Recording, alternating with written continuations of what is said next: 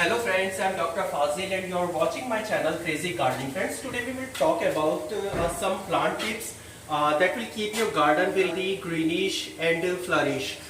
So I will give you some tips that you can apply in your garden in rainy season and you can enjoy with your plant. तो मेरी इस tip में सबसे पहले आता है check your proper drainage. इसका मतलब होता है कि आपको ये चेक करना है कि आपका जो प्लांट है वो प्रॉपरली ड्रेनेज सिस्टम के कंट्रोल में है या नहीं है। इसमें क्या है कि जो आपने जो प्लांट अपने पॉट में लगाया है आपको वो अच्छे से चेक करना है कि जब रेन का वाटर उसमें पड़ता है, क्योंकि रेन बहुत ज्यादा होती है इन 2 मंथ में, जुलाई और अगस्त में, तो अच्छे से आपको कीप वॉच करना है कि कहीं ऐसा तो नहीं है कि आपका पानी ठहर रहा हो। अगर पानी ठहरता है तो क्या होता है, उससे जो प्लांट की रूट्स होती है वो गल जाती है, उनमें रॉटिंग हो जाती है, फंगल डिजीज लगती है और सबसे ज्यादा फ्यूजेरियम का अटैक हो जाता है। तो फ्रेंड्स, आपको ये चेक करना होता है कि जो आपका प्लांट है उसमें प्रॉपर ड्रेनेज रहना चाहिए। दूसरा टिप है प्रॉपर सनलाइट। पहला टिप प्रॉपर ड्रेनेज, दूसरा प्रॉपर सनलाइट। आपने प्लांट को रेन में रखा हुआ है, अंडर रेन है, वाटर जा रहा है, उसमें से वाटर ड्रेन आउट भी हो रहा है। आपने चेक किया जी ठीक है, हमारा पॉट ठीक है, इसमें वाटर अच्छे से ड्रेन आउट हो रहा है, लेकिन प्रॉपर सनलाइट मिल रही है या नहीं? क्योंकि अगर एक्सेस वाटर है तो जरूरी है कि प्लांट को अच्छे से सनलाइट भी मिलना चाहिए ताकि वो अपना फोटोसिंथेटिक प्रोसेस कंप्लीट कर सके, अपने लिए न्यूट्रिशन बना सके, अपने लिए फॉलिएज बना सके, फ्लावरिंग कर सके, फ्रूटिंग कर सके और अच्छे से ब्लूमिंग हो। तो बहुत जरूरी है पानी के साथ साथ ये ध्यान रखना कि आपका प्लांट ऐसे स्थानों पे रखा होना चाहिए जहां पे प्रॉपर सनलाइट मिले। फिक्र मत कीजिए, इंडोर प्लांट हो या आउटडोर, सभी प्लांट को कुछ ना कुछ आवर्स की सन चाहिए ही होती है, उसको सनलाइट चाहिए होती है। तो क्या करना है कि अगर इंडोर प्लांट भी है आपका तो आप उसको रेनी सीजन में ला करके बाहर रख दें ताकि उसको प्रॉपर रेन भी मिले और थोड़ी देर की उसको धूप भी मिल जाए ताकि प्लांट अच्छे से ग्रो कर सके, अच्छे से फ्लरिश कर सके। तीसरी टिप मैं देता हूं, इसके लिए क्या करना है, ये तीसरी टिप जो है ये है check whether the soil mixture is good or not। वो कैसे, वो क्या किस तरह से होगा?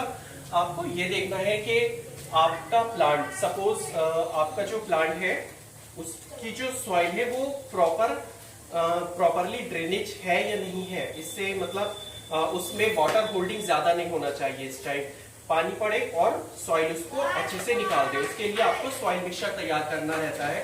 तो आप ऐसा कर सकते हैं, जो आपका गार्डन सॉइल है उसमें आप जो ये रेत होती है आप वो मिला करके और अपने प्लांट्स को लगाइए उसमें, तो उससे प्लांट अच्छे से जर्मिनेट करते हैं, वाटर रुकता भी नहीं है और इजीली पास आउट हो जाता है पॉट के होल से।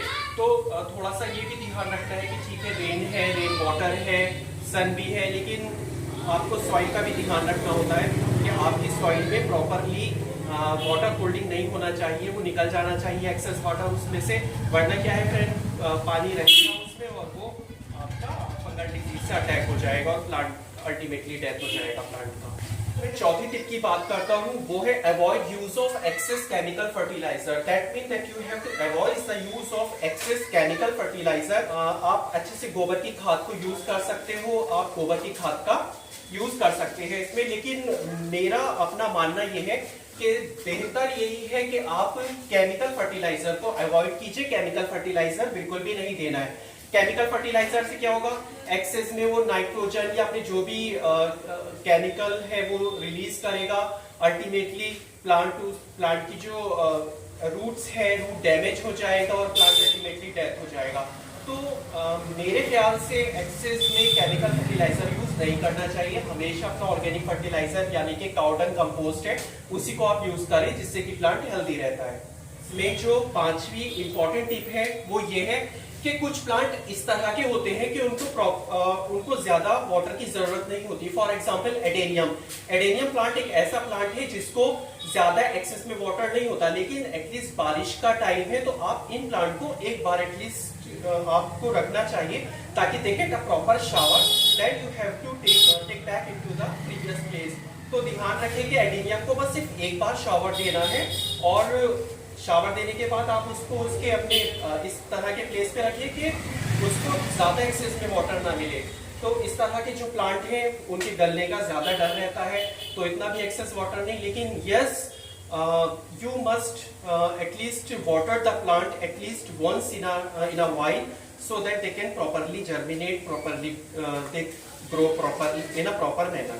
और फ्रेंड नेक्स्ट टिप मैं आपको बताता हूँ, बहुत इंपॉर्टेंट है अपने प्लांट को ज्यादा मल्टीप्लाई करने के लिए। तो इस मौसम में आप क्या करना है कि ज्यादा से ज्यादा कटिंग लगाइए। 99.9% कटिंग जो है अच्छे से ग्रो कर जाती है। तो ये एक बेहतर टाइम है, एक बेहतर वेदर है जिसमें अच्छे से टेम्परेचर भी है, रेन भी है और प्लांट अच्छे से जर्मिनेट भी कर रहे हैं और प्लांट को मल्टीप्लाई करने का ये बहुत अच्छा टाइम है। तो ये भी एक बेस्ट टिप है कि आप जो है प्लांट ऐसे प्लांट जिनकी आप कटिंग लगा सकते हैं, जो आपके पास अवेलेबल है, उनकी आप कटिंग लगा के उनको मल्टीप्लाई कीजिए। Last and very important tips, continuous inspection of your plant for pest and disease and ensure that the plant must be pest and disease free। तो इसमें आपको क्या करना है, अपने प्लांट को एटलीस्ट एक हफ्ते में एक बार ये चेक करना है, इस तरह से लीव्स को देख करके, पत्तियों को देख करके, पत्तियों के बैक साइड को देखिए कि उसमें इस तरह से कोई प्लांट, आपके प्लांट में कोई पेस्ट तो नहीं लगा है, कोई डिजीज तो नहीं है। कभी कभी क्या होता है कि बहुत से पत्तियां इस तरह से गल जाती हैं और गल के यहीं लगी रहती है, तो आप उनको रिमूव कर दीजिए और रिमूव करके कहीं फेंक दीजिए। क्योंकि क्या होता है, उन गली पत्तियों में माइक्रोब्स होते हैं जो कि दूसरी हेल्दी पत्तियों को भी इन्फेस्ट कर सकते हैं। पेस्ट में ध्यान रखना है फ्रेंड्स, क्योंकि अभी जो मौसम है उसमें मिलीबग और एफिड्स और स्केल इंसेक्ट्स का जो सकिंग पेस्ट है उनका ज्यादा अटैक रहता है। तो उसको कंट्रोल करने के लिए आप नीम बेस्ड पेस्टिसाइड्स है उनका आप यूज कर सकते हैं, या सोप बेस्ड पेस्टिसाइड्स का आप यूज कर सकते हैं अपने प्लांट को हेल्दी करने के लिए।